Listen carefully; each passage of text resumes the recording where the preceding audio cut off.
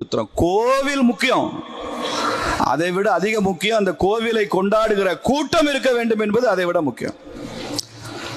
கோவிலை கொண்டாடுற கூட்டம் இல்லாத இடத்துல கோவிலை வச்சிருந்தா ரொம்ப நாளைக்கு நிலைக்காது. அது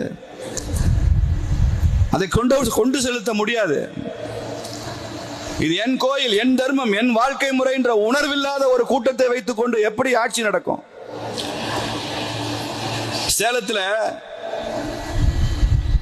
ஸ்ரீராமபிரான் ராமச்சந்திர மூர்த்தி அவருடைய உருவப்படத்தை வச்சு அதை என்னெல்லாம் அவமரியாதை பண்ணணுமோ பண்ணி சேலத்தில் ஊர்வலமாக போனாங்க திராவிடர் கழகம். அப்போ கருணாநிதி தான் முதலமைச்சராக இருந்தார். அவர் தான் இதெல்லாம் அனுமதிக்க முடியும், அனுமதிச்சார்.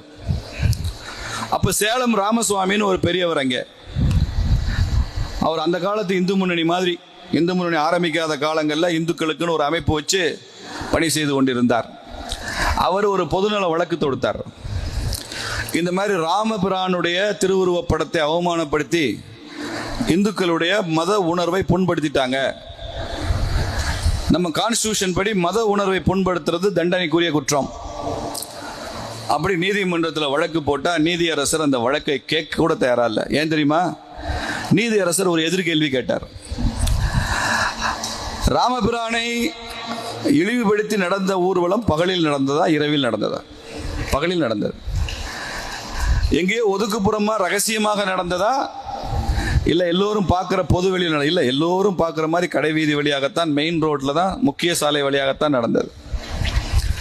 ஒருவேளை அந்த ஊர்வலத்தை நடத்தியவர்கள் ஆயிரக்கணக்கில் வந்திருந்து மிக பிரம்மாண்டமாக நடத்தினார்களா? அதெல்லாம் ஒன்றும் இல்லை. ஊர்வலத்தை நடத்தினவங்க ஒரு 10-20 பேர் தான் இருக்கும். ஒருவேளை ஊர்வலத்தை வேடிக்கை பார்த்தவர்கள் 10-20 பேர் இருக்குமோ? இல்லை, ஊர்வலத்தை வேடிக்கை பார்த்தவங்க 10,000 பேர் பார்த்தாங்க. கடை வீதியிலேருந்தெல்லாம் பார்த்தான், வீடுகள்லேருந்தெல்லாம் பார்த்தான். நீதியரசர் எளிமையாக ஒரு கேள்வி கேட்டார்.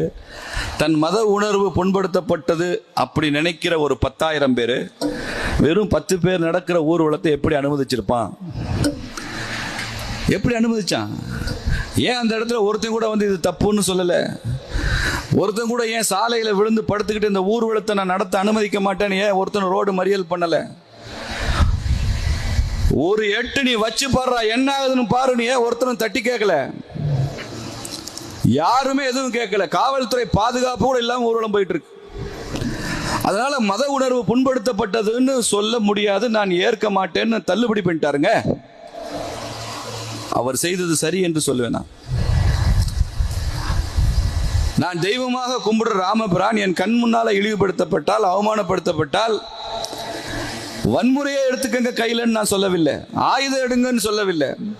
தட்டி கேளு. நாளைக்கு இப்படி ஊர்வலம் நடத்த போறான், முதல் நாள் காவல் நிலையத்தில் போய் அப்ஜெக்ட் பண்ண, இது நடத்தக்கூடாது, எங்க மத உணர்வு புண்படும்னு சொல்லு. நீதிமன்றத்தில் முன்னாலே வழக்கு போட்டதுக்கு தடை கேளு. அதையும் தாண்டி நடத்தினா 1000 பேர் போய் மறியல் பண்ணி அரெஸ்ட் ஆகி ஜெயிலுக்கு போ. என் கண் முன்னால ஒரு அக்கிரமம் நடந்ததா இல்லையா என்பது அல்ல வரலாறு. என் கண்முன் நடந்த அநீதியை நான் வேடிக்கை பார்க்கவில்லை, தட்டி கேட்டேன்ன்றதான் வரலாறு. அப்படி தட்டி கேளுன்னு சொல்றேன். அந்த இடத்துல நீ உன்னுடைய புரொட்டஸ்ட காமி. சின்ன குழந்தை கூட அப்பா அம்மா செய்யறது பிடிக்கலன்னா ஓடி வந்து காலை கட்டி பிடிச்சிட்டு நான் வெளியில விட மாட்டேன், எனக்கு நீ மிட்டாய் வாங்கி தராம நான் உன்னை வெளியில விட மாட்டேன் அப்படின்னு அந்த செருப்பை கூட மாட்ட விடாது அப்பாவை.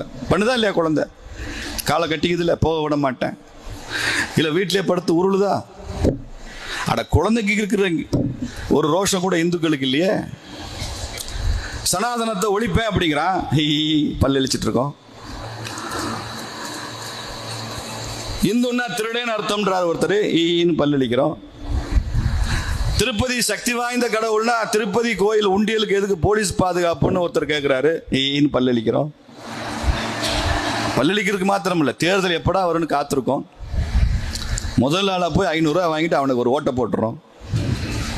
முடிஞ்சு போச்சு, காலி, இட்ஸ் கான், போயிந்தி. பிறகு எதுக்கு ஏன் அவனை பற்றி கவலைப்படணும்? பிறகு எதுக்கு அவன் தர்மத்தை பற்றி கவலைப்படணும்? நம்ம பற்றி கவலைப்படணும், நம்ம கோயில்களை பற்றி அவன் கவலைப்படணும். 500 ரூபா கொடுத்தா ஓட்டு போட போகிறேன். தமிழ்நாட்டில் உள்ள இந்துக்கள் 50-60 வருஷமா சாராயத்துக்கு ஓட்டு போட்டிருக்கான், பணத்துக்கு ஓட்டு போட்டிருக்கான், கட்சிக்கு ஓட்டு போட்டிருக்கான், சின்னத்துக்கு ஓட்டு போட்டிருக்கான், சினிமா நடிகனுக்கு ஓட்டு போட்டிருக்கான், தலைவனுக்கு ஓட்டு போட்டிருக்கான். இதுதான் நடந்திருக்கு தமிழ்நாட்டில்.